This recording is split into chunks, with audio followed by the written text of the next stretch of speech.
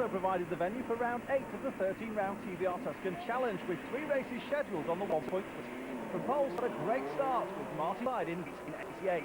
Back in the pack, Nick Cresswell got away more slowly, but it was just as well.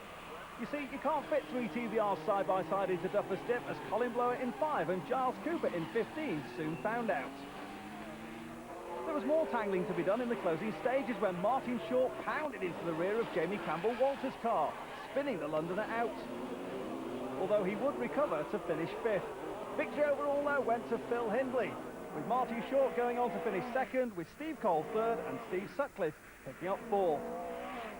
That wasn't the end of it, though. Jamie Campbell-Walter was furious after the race and went for a none-too-quiet word with his adversary Short. Race 2 saw Michael Caine on pole yet again, but the power didn't seem to kick in at the start. Ian Flux in 7 took advantage from the outside of the front row, and he led until he dropped down the order with mechanical dramas. Caine went through to lead, followed by Ian McKellar, and those two went onto the flag to finish 1st and 2nd respectively. Mike Jordan picked up 3rd place, with Troy Dunlop putting in a great showing to finish 4th, Andy Britnell 5th, and Steve Hyde picking up 6th spot. So this is it, the major race of the TVRs, and Michael Caine, as a result of that victory in the 2nd heat, picking up the pole position, and very confident he looks too. That's the view from Ian Flux's car back in the pack. And Fluxy's got an awful lot to do from back there. Away we go. We get a green light very quickly indeed. And stationary is Mike Jordan. Oh, Mike Jordan, well, very fortunate not to be collected there. Somehow everybody's managed to negotiate the West Midlander, but the rest of the pack hammering down Duffer's Dip. There goes Jordan. I'm not sure whether he stalled it or whether he just couldn't get it off the line. Ian Flux starts from the back of the grid too, so it's going to be a great scrap between these two. My word, we'll keep an eye on that one, that's for sure. Here's Phil Hindley though, cracking start from the outside of the front row. Look at the lead he's got already. And Ian McKellar in the yellow car in 3rd place there, swarming back and forth behind this man, Michael Caine. And, oh, there's a bit of a touch there. McKellar certainly got into the back of Michael Caine's car. He spins around. Well held, Michael Caine. Not a lot of people can do that. Head of the field, Phil Hindley, the Chester man, leads then as they come out of the hairpin. McKellar 2nd, Short 3rd, then Steve Cole, Steve Sutcliffe, Troy Dunlop, Jamie Campbell-Walter in there in 7th place. Everybody trying to manoeuvre and find a bit of spot. There's tyres squealing, and Peter Wheeler, the TVR chairman, spins it out. Ooh, well, I mean, Fluxy just got to the inside in time there. He nearly took the chairman out. That'll never do. Great throaty sound of these TVRs as they cross the line. Meantime, further around the track, almost in single file they are, trying to find a bit of tarmac to play on. Through the right-hander at Butcher's, Michael Caine, after that spin, recovers. He just nips up the inside there of the 16 car of John Hartshorne. Everybody else dancing over the chicane. And there is Grant Tromans running at about 15th position at the moment, and trying to make progress, picking up those places, getting to the inside, trying to find a nice tidy line here at Knock Hill is absolutely crucial. That's not tidy at all.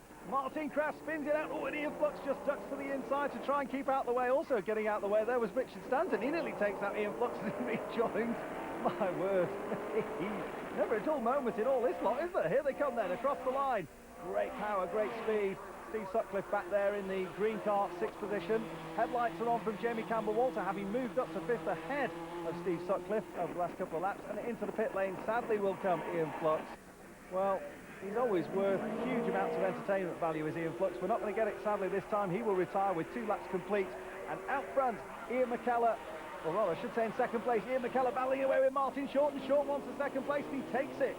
Fine manoeuvre there by Martin Short. McKellar did the right thing, though. He let him go through, and these two are going to be side by side.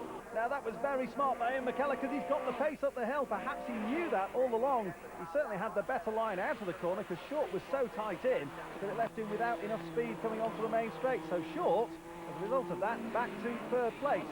Hindley the leader, McKellar 2nd. There is Martin Short. Still recovering, I think, from that skirmish with Jamie Campbell-Walter, who's still in this race, and back in 5th place. If those two get close to each other on the track, stand by for fireworks, I suggest. Grant Tromans is making good progress, picked up another couple of spots to be 12. And further back squabbling over these lesser positions, because it means so much to them, up over the chicane. Meanwhile, the lead is being urged on by his team, and there they are. Oh, now this could be it. Jamie Campbell-Walter to the inside of Martin Short. I'll tell you what, Short will let him go. He will.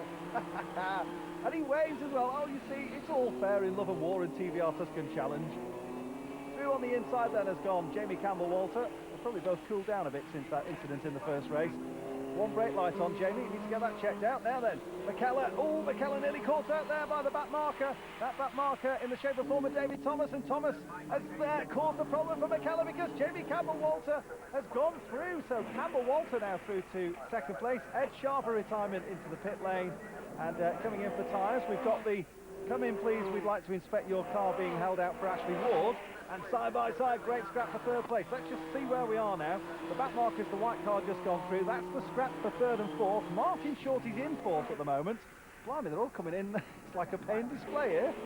Now then, what's been happening out at the hairpin? Well, I can tell you, a real big spin around there for Ashley Ward. He clouts the tyre wall, and that's why the clerk of the course wants him in.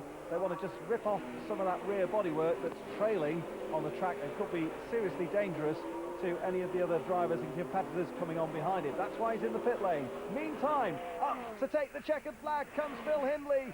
Great drive from the Cestrian, and look at the battle for second place. It will just go as having another spin there was Martin Crass as the winner goes round. There's confirmation of the result. Phil Hindley with the victory. Jamie Campbell-Walter, superb stuff from him to come second. Ian McKellar just gets the nod ahead of Martin Short, with Kane and Jordan 5th and 6th.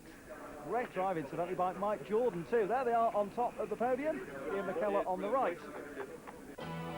So as far as the championship's concerned then, Ian McKellar there continues to hold advantage over second place Michael Kane. Phil Hindley in third. The key to this race was the start. I made a good start, got away, and that's what paid. So, well, many congratulations. Thank you. So a victory there for Phil Hindley, last year's champion in the TVR Tuscan Challenge. And that rounds off the action from this edition of the Best of British Motorsport. From Knockhill in Scotland, bye for now.